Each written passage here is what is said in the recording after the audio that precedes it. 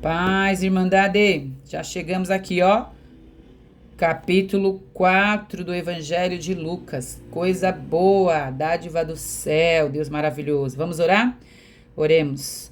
Senhor bendito e todo-poderoso, nós te louvamos, nós te agradecemos. Isso é dádiva do céu, realmente. Isso não é mérito nosso, nosso coração está grato. Já estamos aqui no quarto capítulo de Lucas. E aqui, Senhor, vamos aprender sobre como resistir no dia mal para que o inimigo fuja de nós. Nos ensina, enraiza isso em nós. Em nome de Jesus e pelo teu poder eu peço, com certeza, crendo que eu vou receber, e nós também. Em nome de Jesus. Amém. Chegou! Bora, gente! Deixa eu puxar mais pra cá. Acho que eu tenho que abaixar um pouquinho, né? Isso, olha aqui a diferença, gente. Eu gravei outro capítulo todinho bem longe, hein? Bora lá, vamos pra leitura. Vou pegar, até mudei de cor aqui, ó. Que agora o bicho vai pegar. Bora ler? Vamos ler aqui, à medida que a gente for lendo, aí eu vou chamando a atenção pra gente ir conversando, talvez, versículo a versículo. Vamos ver até onde a gente consegue chegar. Acho que eu cheguei perto demais, né? Vamos subir um pouquinho só, Diana. Isso, senão eu vou ficar batendo toda hora. Diz assim, ó, a tentação de Jesus. Jesus, aí vem aqui, ó, cheio do Espírito Santo. Vocês viram que Jesus tinha acabado de acontecer aquele episódio ali? Que Jesus, né, estava ali o Pai, o Filho e o Espírito Santo, e este é meu Filho amado, em quem me alegro, em quem tenho prazer, né? Deus disse para ele. E aí Jesus, vamos ler, ó, o Espírito Santo voltou do Jordão, ó, onde ele foi batizado, hein? E foi levado pelo Espírito ao deserto, ó, deserto, onde foi tentado pelo diabo durante 40 dias. E ele não comeu nada durante esses dias. E no final de tudo ele teve fome. Gente, tem um paralelo aqui com Adão. A gente acabou de falar de Adão, que tá aqui, ó, da genealogia. Dá pra gente fazer um paralelo, porque ele foi tentado no jardim, né? Adão foi tentado no jardim. Jesus foi tentado no deserto. Adão estava com fome? Não, Adão não tinha fome. Jesus sim, tá escrito aqui que Jesus tinha fome. Mesmo assim, gente, tem uma diferença aqui, né? Mesmo assim, Jesus não pecou. Jesus é o Filho perfeito de Deus. Aí no 3 diz assim, ó. O diabo lhe disse, se és o Filho de Deus, ordena esta pedra que se transforma em pão. Aí Jesus responde, está escrito, nem só de pão viverá o homem. Ó, sabemos que Jesus tem domínio sobre a natureza, a criação, porque a gente já conhece a história e sabe que Jesus andou sobre as águas, né? O vento cessou, ele mandou, o vento parou, a tempestade, vocês lembram disso? Então, isso aconteceu, isso mostra que o diabo também sabia do poder de Jesus. E tentou Jesus exatamente dentro daquilo que ele podia fazer. E nós, hein? E nós? Bora lá, continua. Jesus vem dar uma resposta com a Bíblia, está escrito. Então ele tentou fazer Jesus comer, Jesus está lá escrito. No 5, então o diabo o levou em um lugar alto, ó. O levou a um lugar alto e mostrou. Olha o que ele fez. Mostrou de relance todos os reinos do mundo e disse. Aí vem o diabo falando de novo. Eu te darei autoridade, blá, blá, blá, blá, blá. Ele fala que vai dar um monte de coisa aqui. Portanto, o que ele fala? Se me adorares, tudo isso será seu. Olha o que o diabo queria. Que Jesus se prostrasse, né? Que se prostrado me adorares. Olha isso, gente. E aí nós vemos aqui, então, que aí vem a resposta de Jesus. Jesus respondeu, está escrito, adore ao Senhor. Ele está respondendo com o quê? Com a Bíblia. Olha a letrinha que eu falei, vai lá para você ver a resposta de Jesus. Deuteronômio, Jesus responde, né? Então, ele nos ensina aqui pra gente tomar cuidado, porque o diabo levou, tá aqui no 5, ó. O diabo levou para um alto lugar e mostrou. Então, nos ensina que precisamos ter cuidado com aquilo que a gente coloca o nosso olhar. O que é que estamos vendo, hein, gente? Aqui, o inimigo tentou fazer Jesus fraquejar, né? A partir do que ele estava vendo, é claro. Mas nós sabemos que Jesus nunca pecou. Então, louvado seja o Filho do Todo-Poderoso, né? E aí, continua aqui, deixa eu puxar para vocês. Jesus respondeu com a Bíblia, né? Do inimigo. Aí vem aqui em seguida, o diabo o levou a Jerusalém. Olha a ousadia. A Jerusalém colocou na parte mais alta do templo, disse de novo. Se és o Filho de Deus, ó, tentando ele naquilo que ele tinha sido agorinha, Deus falou para ele, és meu filho amado. E ele vem tentar ele nisso. Joga-te daqui para baixo, pois está escrito. Ele dará ordem aos anjos ao teu respeito. Ele está usando a Bíblia, Salmos. Ó, letrinha E. Aí aqui embaixo, se a gente olhar na referência da letrinha E, é o quê? Olha aqui, Salmos. Ele cita Salmos para falar para Cristo assim, ó, se joga, é alto pra caramba, você não vai morrer não, os anjos vão vir te socorrer. É isso que ele tá falando aqui, né? E aí ele levou pro alto do templo, lá bem no alto de Jerusalém, e ele vem e fala isso, ó, se joga daqui, se joga, pode ir, confia que os anjos, tá escrito, os anjos, né? E aí, o que tá escrito aqui, ó, Jesus vem, com as mãos te segurarão, Jesus vem e responde no 12, né? Ó, levou, colocou, Jesus responde aqui no 12. Vamos ler a resposta de Jesus? Ó, dito está, não ponha à prova o Senhor, o seu Deus.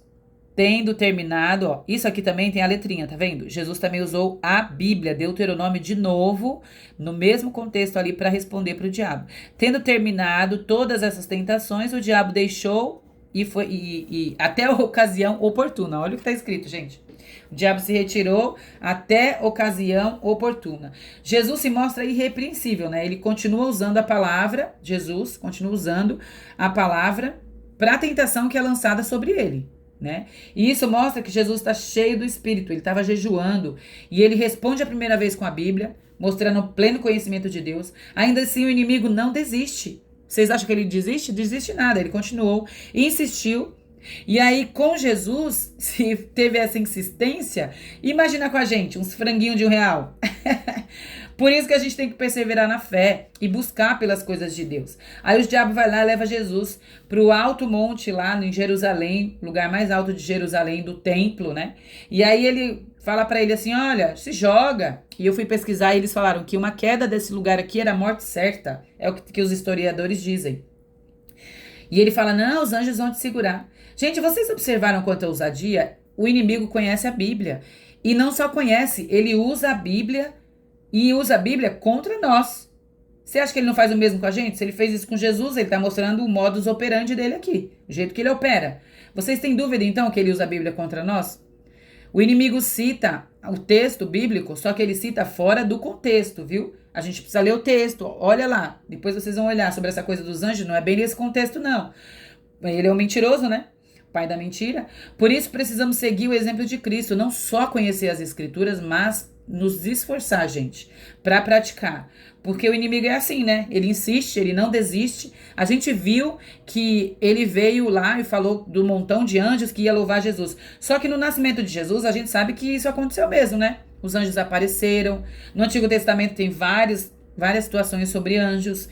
Então Jesus sabia sobre os anjos, né? Era da realidade de Jesus também, né? Essa coisa do espiritual, né? E tudo revela o Cristo, tudo é sobre o ungido de Deus. Só que se a gente for olhar um resumo de tudo que aconteceu, e eu vou puxar até pra cá sobre a tentação para ficar mais fácil para visualizar.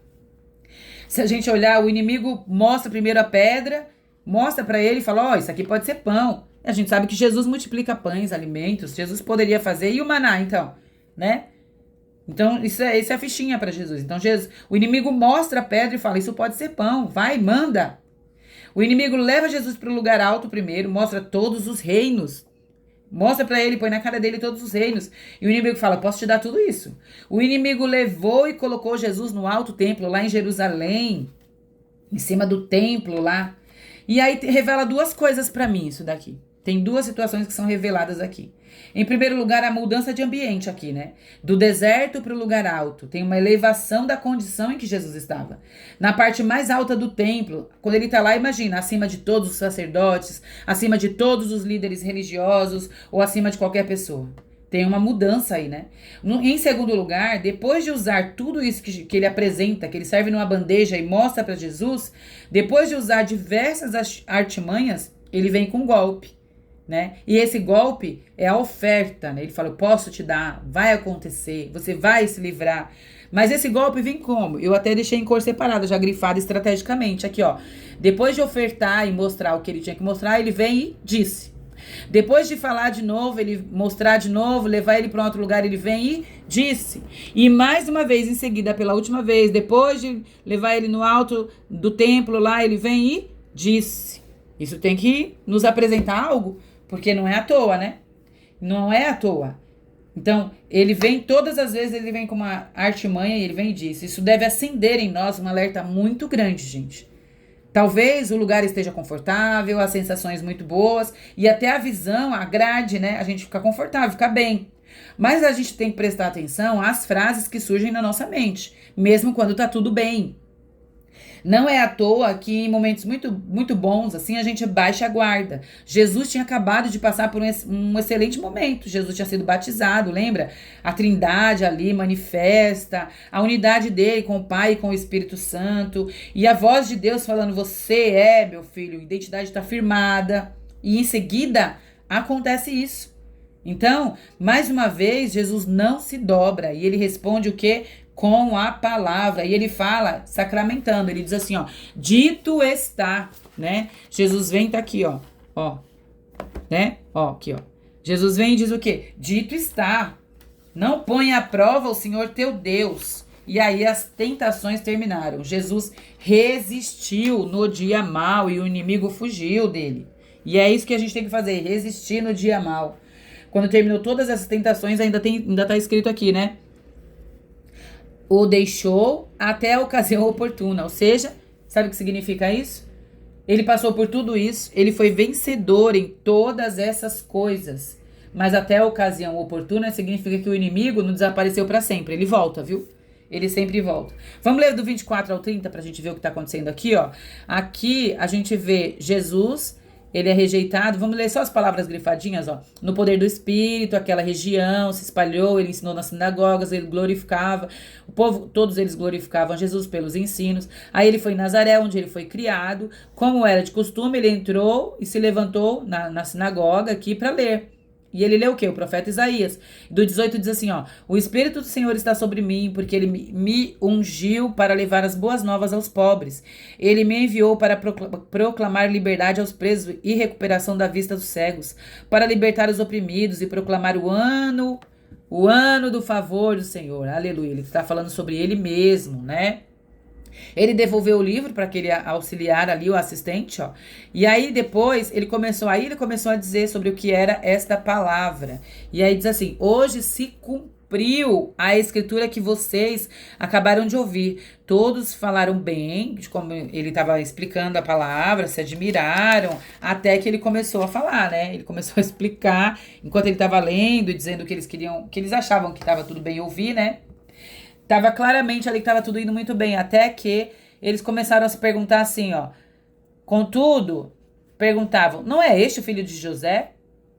Jesus lhe disse, está claro que vocês citarão provérbios. E aí Jesus vem falando aqui sobre o que eles estavam ouvindo. Ai, eu tô encostando, desculpa, gente. Encostei de novo, né? Deixa eu virar pra cá. O que eles estavam ouvindo. E aí Jesus disse assim, em verdade vos digo, nenhum profeta é aceito na sua própria terra. Asseguro a vocês que, aí a gente tá lendo já onde eu falei, no 24, que havia muitas viúvas em Israel no tempo de Elias, ó. Tinha muitas viúvas em Israel no tempo de Elias. Quando o céu foi fechado por 3 anos e meio, de maneira que houve uma grande fome em toda a terra. Contudo, Elias não foi enviado... Ai, gente, tô batendo toda hora, desculpa. Não foi enviado... Deixa eu subir um pouquinho, que eu tô batendo muito, né? Vai atrapalhar vocês. Não foi enviado a nenhuma delas, senão a uma viúva de Sarepta, aqui, ó. Senão uma viúva da região de Sidom. Eu até deixei em laranja. Também havia muitos leprosos em Israel no tempo de Eliseu, o profeta, e nenhum deles foi purificado, a não ser Naamã sírio. E aí eles ficaram furiosos quando eles ouviram isso. Tava indo tudo bem, lembra que eu falei? Até ele vir com essa explicação aqui. E aí eles expulsaram da cidade, levaram até o topo da colina, fora da cidade, e queriam lançar Jesus do precipício para baixo. E Jesus passou por entre eles e retirou-se dali. Dali ele foi para Cafarnaum, que aí o texto já continua fluindo aqui, ó. Ele foi para Cafarnaum e começou a ensinar o povo. Então ele estava ensinando lá no templo, daí eles rejeitaram, ele foi ensinar o povo. E o povo maravilhado com esse ensino, com a autoridade dele. Gente, isso, aí começa uma história de um milagre aqui que a gente vai deixar para falar depois. Mas é interessante, né? Por quê? Porque ele estava dizendo claramente aqui sobre... Ele fala Síria... Deixa eu buscar aqui, ó. Sobre Sidom e a Síria, né? Então ele fala claramente que ele estava nas regiões que eram mais desprezadas, né? E naquela época, eles desprezaram o profeta. E Nazaré era a mesma coisa, né? Ela não recebeu ele, não recebeu Jesus. Mas aí os gentios iam recebê-los, né? Os gentios, ele foi mesmo para os gentios. Ele desceu e dali ele já foi para Cafarnaum. E ali ele começou, e quando ele começou a falar, e aí o inferno já começou a se manifestar e apareceram homens possessos, que tinha um homem no templo, né? Um homem aqui, ó, admirado, saiu dele, ó. O qual gritou, aqui ó, na sinagoga. Eu falei, isso, ó. Havia um homem na sinagoga com espírito imundo, o homem estava possesso. O homem veio, e aí vem aqui no 41 também, ó, a gente vai ver que o inimigo, o espírito, ele vem e fala assim, o demônio, né, ele fala assim, sei quem tu és, o santo de Deus. Então a gente vê que o inferno, ele reconhece, né, o inferno sabe quem é Jesus e tem que se render a ele. A gente vê que isso acontece aqui também. E aí o que está escrito no texto é, a sogra de de Simão estava doente, Jesus a curou, né? Ela passou a servi-los, e aí vieram várias pessoas com enfermidades, ele curou a todas, e também muitos demônios, e que reconheciam, né, Jesus, as pessoas com demônios, e os demônios saíam deles e falavam, tu és o Filho de Deus. E aí, ao romper do dia, ele se retirava para poder orar, porque a multidão estava ali em busca de Jesus. Então, que a gente possa aplicar as nossas vidas, né, gente? A gente tem que saber quem é Cristo e o lugar que Ele ocupa nas nossas vidas. E assim eu louvo ao Senhor, porque nós seremos tentados, mas nós temos que resistir no dia mau. E como a gente pode resistir? Com a palavra, com o conhecimento da palavra que liberta, que nos permite resistir ao inimigo. Vamos resistir a esses pensamentos, sabe? Que vem à nossa mente, mesmo quando tá tudo bem, vem uns pensamentos estranhos. Quem você acha que tá lançando isso na sua mente? Então resista. E resista por meio da palavra. Busque a palavra, coma a palavra, devore a palavra. Seja cheio da palavra e o inimigo vai fugir de você. Resista, em nome de Jesus. Amém.